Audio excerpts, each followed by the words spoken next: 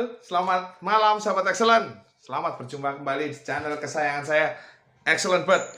Hari ini seperti biasa, sebelum kita bahas Lovebird Vector karena prosesnya lagi proses, jadi aku betul-betul menyiapkan Lovebird Vector itu supaya betul-betul dicerna. Malam ini kita akan bahas lagi video review masih ada hubungannya dengan emosi birahi. Ketika Anda tonton video ini, aku yakin teman-teman ini dapat pemahaman yang jelas, lebih jelas.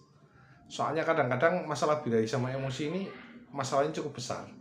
Jadi untuk pemahaman aja memang butuh proses. Makanya saya akan coba selipkan beberapa video, mungkin 1, 2, 3, 4, 5, 6 mungkin 6 video. Nanti coba disimak ya teman-teman ya, nanti dipahami. Oke, segitu dulu kita lihat ya. Salam minor, masuk akal.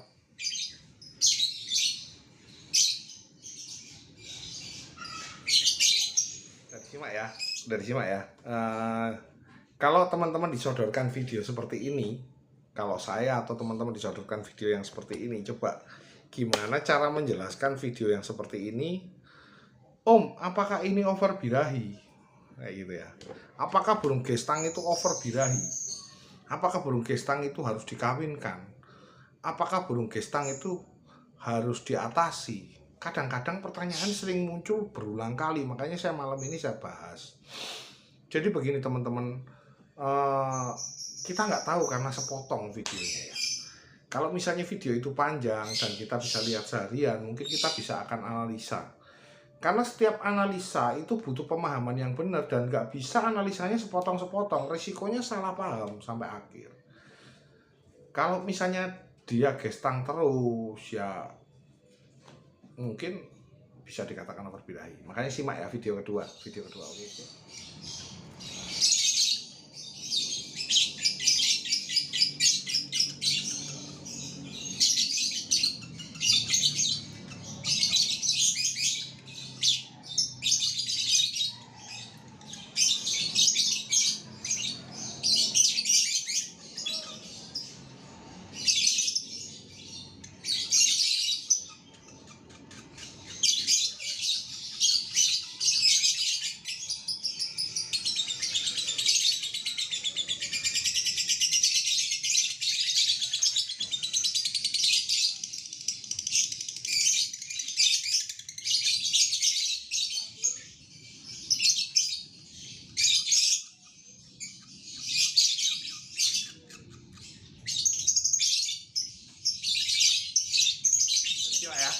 Jadi video kedua kalau dicermati yang tengah itu tadi ada bunyi walaupun cuma pendek.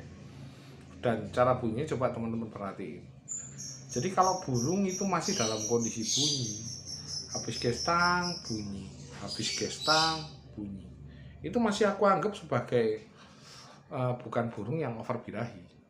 Kadang-kadang orang ngomong ketek-ketek aja, kletek-kletek aja, birahi-birahi aja tapi nggak bunyi lah, itu over birahi. Tapi kalau kletek-kletek terus gestang terus bunyi, masih ada bunyinya ya nggak over birahi. Kadang-kadang orang salah paham. Makanya dulu kalau kembali lagi ya saya ingetin dulu Lovebird Gendewo itu Lovebird yang fenomenal yang lakunya ratusan juta itu awalnya gestang sambil bunyi kadang-kadang dan akhirnya nggak gestang juga gitu loh. Dulu Lovebird Patas punya saya juga awalnya gestang. Jadi burung gestang kalau masih ada bunyi, saya belum anggap, apalagi gacor, saya belum bisa anggap itu sebagai over birahi. Makanya teman-teman harus paham. Makanya simak videonya detail, jangan keburu-buru. Terus simak burung itu perkembangannya detail, jangan keburu-buru mengambil keputusan. Untuk over birahi itu butuh proses gitu loh, butuh proses sampai dia betul-betul intinya gacor enggak, bunyi enggak gitu loh. Ya, simak video ketiga.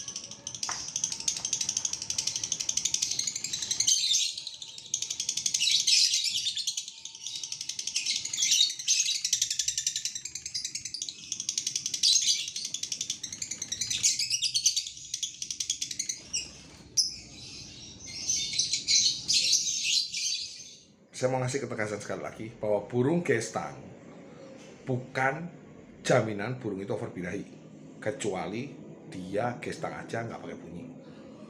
Burung ngapal pun tidak mesti burung itu over birahi. kecuali dia jadi nggak bunyi. Walaupun habis ngapal digantakan ada yang gila. Ya toh burung betina juga kayak gitu. Oke, itu aja yang jadi patokan. Jadi kadang-kadang orang salah paham. Jadi patokan ini tolong diperhatikan teman-teman. Menurut saya masukannya itu ya. Nah, itu burung saya. Yang udah dilihat tadi terakhir itu burung saya. Saya ngamati burung itu gacor dan lumayan panjang-panjang. Walaupun kondisinya burung itu gestang dan cukup parah gestangnya, habis gestang bunyi. Dan menurut saya ketika burung itu malah kalau habis gestang terus bunyi, ini masuk kriteria habis birahi bunyi, masuk kriteria bahan konslet. Dan dilihat karena ini sudah pengacorannya cukup lama burung ini, dulu saya beli murah. Makanya burung itu nadanya kalau lihat, kalau teman-teman lihat, perhatikan dan simak.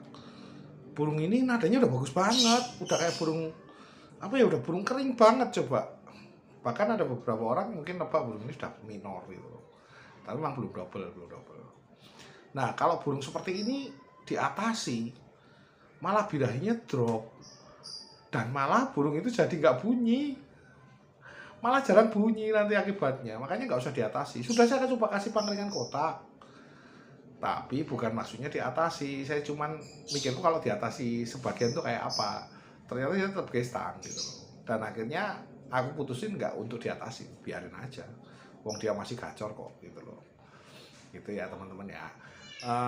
Ini over birahi. Sekarang kita bahas over emosi. Ada sesuatu yang magical di sini dan mungkin beberapa teman-teman kalau simak video sampai pembahasan sampai akhir nanti nggak akan ada beberapa teman-teman yang mungkin nggak paham bahwa itu burung over emosi ngatasinya seperti apa. Kadang-kadang burung over emosi apakah bisa jalan di gantangan, apakah bisa bagus? Bisa. Makanya kita simak ya teman-teman. Kita simak seperti apa, coba nanti lihat. Ini burungnya temen kebetulan. Nantilah simak dulu videonya. Oke.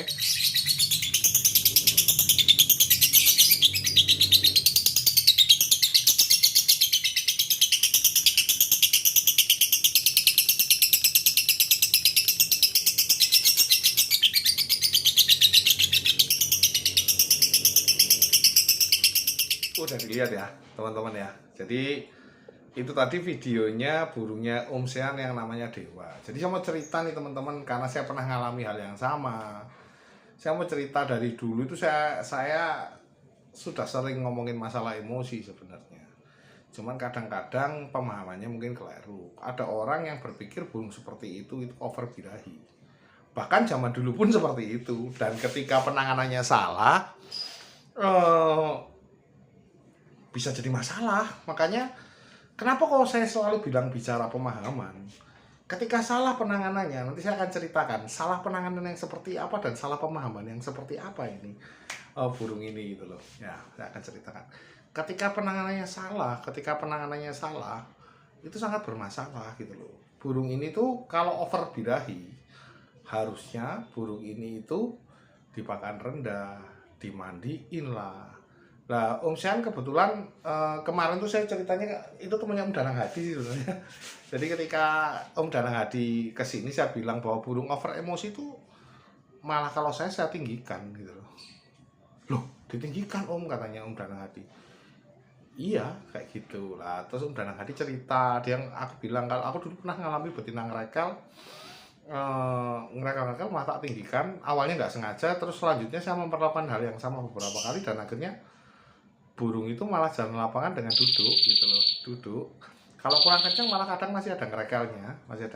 Jadi kadang-kadang kalau salah pemahaman bahwa itu dianggap over birahi, kalau ditinggikan kan birahinya semakin tinggi gitu loh. Kalau ditinggikan kan pikirannya orang itu, kalau direndahkan kan berharap birahinya turun, mohon maaf. Kalau ditinggikan, orang takut kalau tambah ngering malahan gitu loh. Kalau teman-teman masih ingat, dulu ada burung yang namanya Alexis. Alexis itu burung bebas aksi yang sukanya kalau tampil itu ngering aja sambil gigit gitu ya. Dan aku dengar cerita tentang itu dan sebenarnya aku udah paham sih, katanya dulu itu burung ngering dan akhirnya jadi konslet, dan ketika konslet namanya roda gila. Lah, aku yakin, saya nggak tahu nih pengalamannya yang proses kontrak roda gila dan akhirnya bisa duduk itu kan mesti ditanyain seperti apa gitu kan. Saya nggak tahu, tapi prediksi saya pakannya ditinggiin. Dan saya pernah ngalami beberapa betina factor seperti itu. Roda gila ini betina, dulu namanya Alexis. Nah, maksud saya, ketika burung itu ngering dan salah pemahaman itu dianggapnya over birahi, mesti penanganannya salah. Maka yuk kita simak video selanjutnya ya. Kita simak video selanjutnya.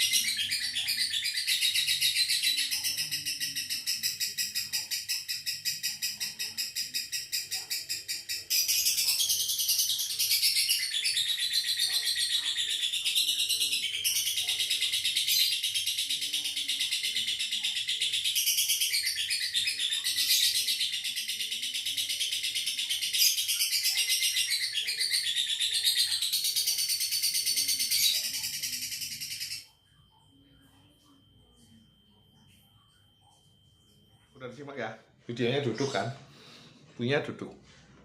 Burung itu dulu namanya Dewa, katanya Om Sean namanya Dewa. Saya belum lihat burungnya sih, cuman saya dapat cerita dari Om Danang Hadi. Saya cuman pengen menyamakan persepsi teman-teman supaya nggak salah paham. Kalau zaman dulu orang larinya mikirnya birahi, birahi, birahi, dan birahi. Beberapa dekade inilah pada muncul masalah emosi. Dan pemahaman emosi sebenarnya saya sudah punya gitu loh. Cuman saya sudah ngevlog dengan sebelum-sebelumnya kayak Om Faiz segala macam, Om Pulalu mungkin ya, di Pulalu channel. Lah, makanya itu dulu ceritanya punya Om Sean itu dulu beli, orangnya tuh nggak bisa handle yang punya yang lama, dimandiin malah pakainya direndahin. Nah, ketika mereka berpikirnya, yang teman yang lama itu berpikirnya dia over birahi, makanya dimandiin, diturunin pakainya, dimilat polos. Tapi yang terjadi burung itu nggak berubah-berubah. Padahal burung itu dulu prestasi. Burung itu dulu prestasi. Ketika nggak jalan akhirnya dibeli Om Sean. Dan ketika sama Om Sean itu di di pakan tinggi, pakannya ekstrim, lumayan ekstrim. Malah itu malah campuran, kalau salah ebot kena sih, ebot lobet terus sama milti. Oh, campurnya banyak, campur plastik malah juga. Jadi campurnya benar-benar kencang. Dan akhirnya burung itu jadi seperti itu, duduk gitu loh. Nah, pemahaman ini yang kadang-kadang bisa jadi salah pemahaman. Makanya kalau teman-teman berpikir bahwa itu over birahi, kita penanganannya salah, sebenarnya burung itu over emosi, malah karena over birahi diturunkan, jadi malah burungnya nggak selesai-selesai. Ketika dinaikkan pakannya malah duduk gitu loh.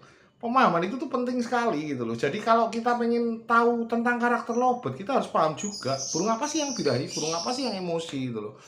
Nah, kalau kita nggak paham, akhirnya malah diturunin, dipolosin pakannya. Padahal ini bagusnya kalau ditinggiin gitu loh. Dan itu akan salah arah. Makanya saya nggak bicara settingan, tapi bicaranya pemahaman.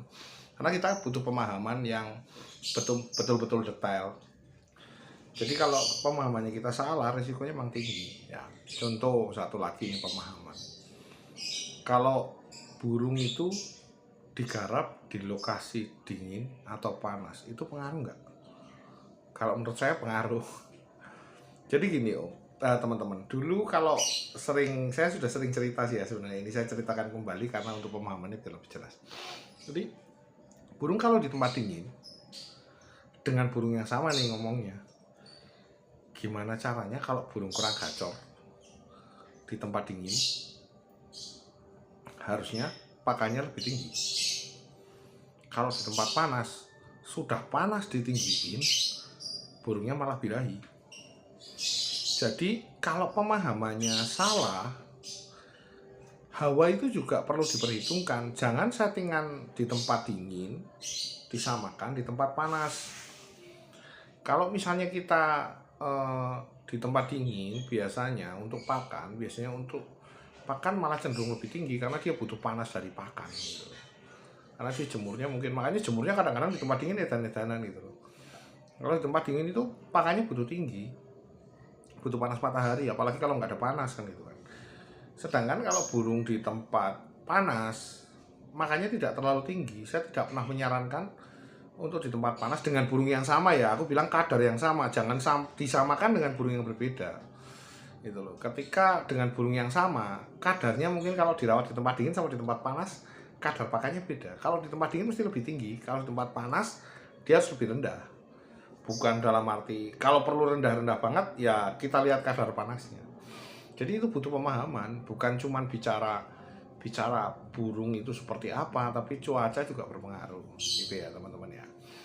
Cuman itu aja sih sebenarnya aku sharingin supaya lebih paham.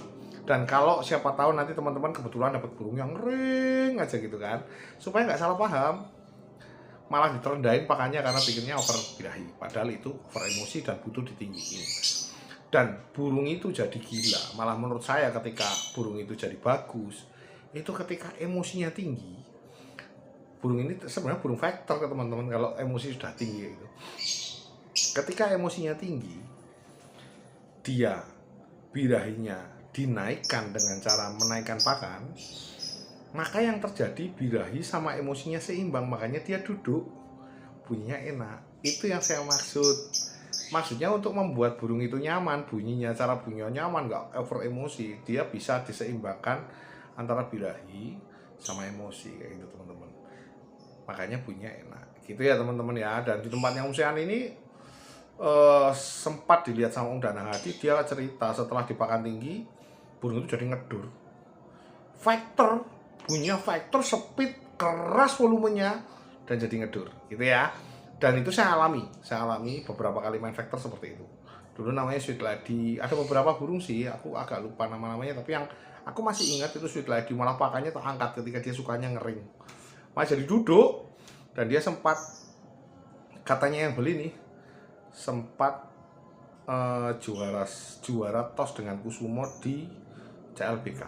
Burung itu namanya Labat Penjuru di Surabaya. Gitu ya teman-teman ya, segitu dulu aja deh.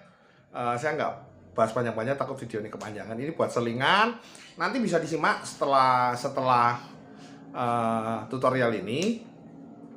Saya lagi nyiapkan untuk betina vector gacor. Prinsipnya ambil dari teori ini, sebenarnya hampir sama. Jadi prinsipnya ambil dari teori ini, tapi dengan pola settingan yang sudah saya pernah alami. Saya akan ceritakan semua, moga-moga ini bermanfaat dan berfungsi berkah buat banyak teman-teman yang di sini yang menyaksikan vlog saya. Simak terus video saya. Segitu dulu. Salam minor, masuk akal.